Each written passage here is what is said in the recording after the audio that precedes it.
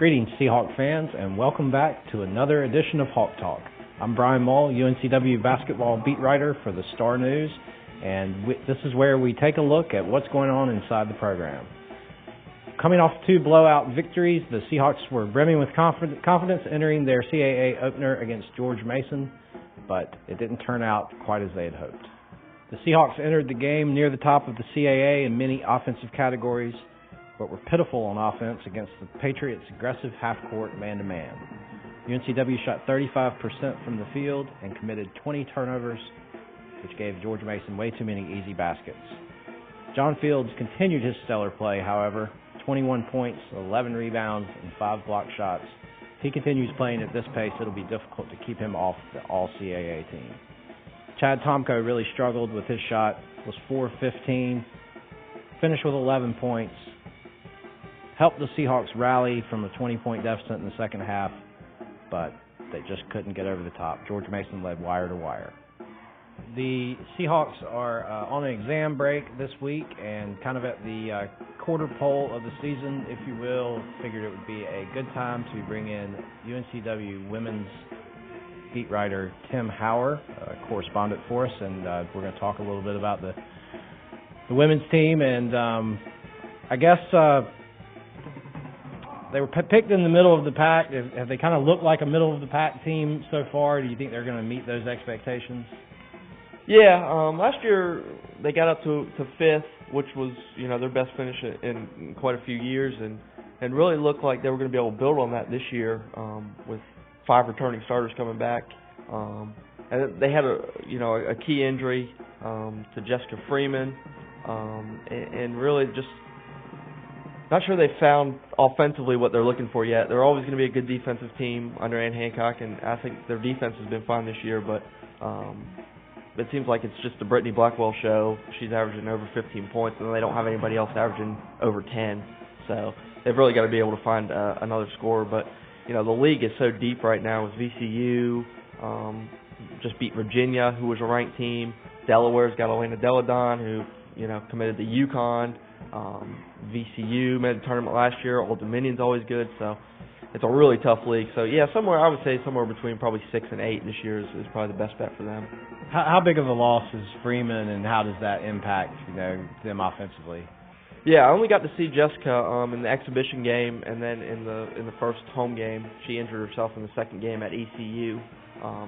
But really, she was she really took control of the ball, and she was really solid, a solid ball handler. Really looked confident out there, even though she was a freshman, and was able to attack the basket, which is something that they've been missing too. They've got Casey Sawhook running the point right now, and she's done a pretty good job of handling the ball and not turning it over. She's not really a threat to get to the basket. She can shoot it from outside a little bit, but they really need that guard to penetrate.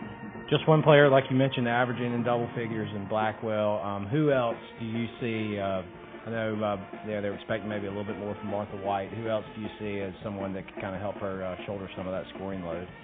Yeah, Brittany plays a little bit inside and out. She's been forced to play a little bit more inside this year, just because Martha's really the only other post presence they have. They've really got to get Martha going. She's taking good shots and she's getting good looks. They're just not falling for her right now, and I feel like that'll change a little bit. And it seems like she's forcing a lot too. She's got a lot of travel calls this year, shuffling her feet. And, looks like she's just trying to do a little too much, but they expect her to get in the scoring, and also Greta Uchida is their other guard, and they need her to shoot the ball well. And she's had some open looks this year. She's kind of passed them up, which is surprising with as good of a shooter as she is. So they need her to start making some shots too, and because they're not really going to get scoring from the other two positions. Candace Walker's kind of in there just to rebound and defend, and like I said, Casey's not really a threat to score either. She could chip in a couple threes maybe here and there, but they really need those three to focus on the scoring load. Well, from listening to that, it sounds like there's a lot of similarities between the women's team and the men's team. On the men's side, John Fields and Chad Tomko have pretty much delivered what you would expect from them. Both are on track to all CAA type seasons, I would say. Really, for the men's team, it's finding some more production on the perimeter. Johnny Wolf Ahmad Grant and Darryl Felder are the three guys in the rotation there, and they really haven't, especially in the games the Seahawks have lost, they haven't given a whole lot. They're shooting the three-point shot pretty well, but I think shooting 24% on two-pointers in those 5 losses. So that's really, they need to relieve some of the pressure from Chad and from John, because John saw a bunch of double teams against George Mason, was still able to produce. However, he's going to continue to see double teams, maybe even a few triple teams from time to time, until somebody on the perimeter proves that they can step up. Of course, the Seahawks weren't the only ones to get underway this weekend. A bunch of great CAA games. The big shocker was probably in Williamsburg, Virginia, where William & Mary knocked off defending league champion VCU. The Tribe has really played well and knocked off Wake Forest the week before. Just continuing to do what they do, shoot a lot of threes, make a lot of threes, run back door. They've got some experienced guards. David Schneider's playing extremely well, and they won that game 75-74.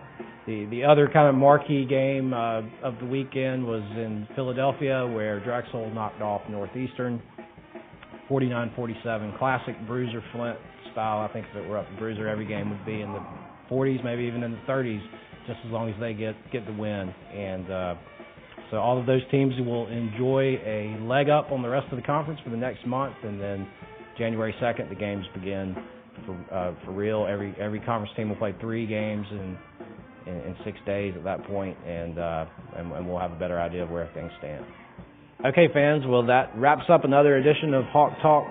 Seahawks have a big week this week. They return to action Monday against Campbell out of the Atlantic Sun, and then Wednesday they entertain ACC Power Wake Forest, and then Saturday they stay in the ACC, heading up to John Paul Jones Arena in Charlottesville to face the Virginia Cavaliers. Stay tuned to StarNewsOnline.com or visit my blog for all the latest on the Seahawks, and we'll see you next week on Hawk Talk.